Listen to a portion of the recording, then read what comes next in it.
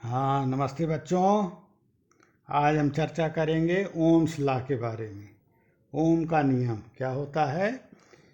यदि किसी चालक की भौतिक अवस्था जैसे दाब, ताप, आयतन आदि में कोई परिवर्तन न हो तो चालक के सिरे पर उत्पन्न विभवांतर उसमें बहने वाली धारा के अनुक्रमानुपाती होती है। अर्थात विभवांतर और वैद्युत धारा का अनुपात नियत होता है। इसको इस प्रकार से लिख सकते हैं B/I बराबर R। और ये R जो है वैद्युत प्रतिरोध है। इसका मात्रक होगा वोल्ट प्रति एम्पियर या ओम लिख सकते हैं।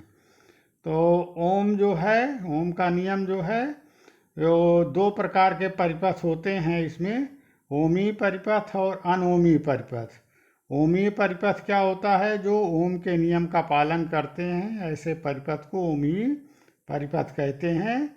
इसमें B और I के बीच में कोई ग्राफ खींचते हैं तो ग्राफ सीधा आता, सीधी रेखा आती है, या B/I बराबर R कह सकते हैं।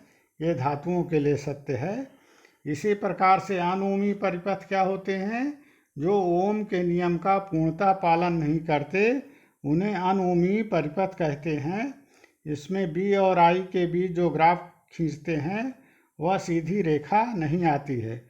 जैसे टॉर्च के बाल्ब, डायोड बाल्ब और ट्रायोड बाल्ब, इनके कैरेक्टरिस्टिक कर्व खींचें, अभिलाक्षणिक वक्र खींचें और B और I में जब ग्राफ देखेंगे तो सीधी रेखा नहीं आएगी।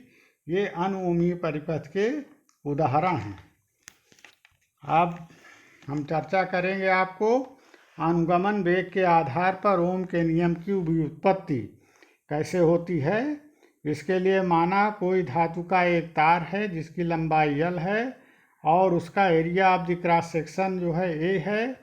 चालक के सिरे पर विभवांतर B स्थापित किया जाए तो चालक में मुक्त इलेक्ट्रॉन एक सिरे से दूसरे सिरे तक अनुगमन वेग BD से चलने लगते हैं।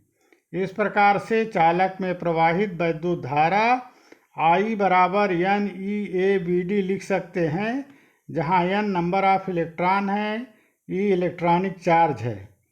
अब चालक के किसी भी बिंदु पर उत्पन्न वैद्युत क्षेत्र की तीव्रता E बराबर B/L लिख सकते हैं। अब चूँकि चालक में एक सिरे से दूसरे सिरे तक इलेक्ट्रॉन जो है प्रवाहित होते हैं, तो किसी भी मुक्त इलेक्ट्रॉन पर लगने वाला बल F बराबर EE होगा। इसको लिख सकते हैं EB/L।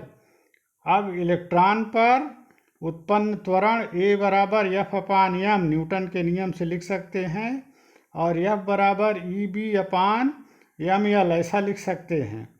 अब यदि इलेक्ट्रॉन का अनुगमन वेग BD है और श्रांति काल टाउ है, तब BD बराबर A टाउ लिख सकते हैं, और A का मान लिख सकते हैं वहाँ F/m, और F/m की जगह EB/mL टाउ ऐसे लिख सकते हैं। इस प्रकार से वैद्युत धारा I बराबर NeABD।